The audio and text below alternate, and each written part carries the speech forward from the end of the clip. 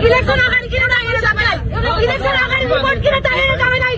Vote हाल्न पाउनु पर्दैन थियो कि आमाको छोरा मरेर भोट हाल्न पाउनु पर्दैन थियो? आँखामा पट्टी बाँधेर इलेक्सन अगाडि रिपोर्ट मागौँ, इलेक्सन अगाडि छानबिन समितिको रिपोर्ट मागौँ।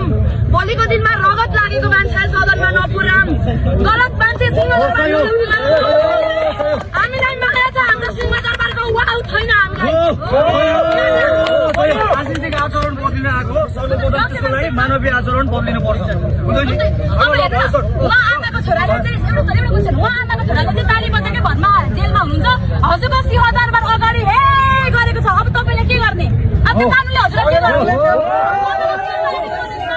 हजुरलाई जेल चलानी गर्ने कि नगर्ने? गर्ने गर्ने कि नगर्ने? उहाँ आमाको छोरा निकाल्छु 4 महिना हुनुहुन्छ, उहाँ फोटो खिचेकै भरमा उहाँलाई 4 महिना जेल चलानी गरेको छ, उहाँलाई छैन। तपाईँ हजुरलाई भन्नु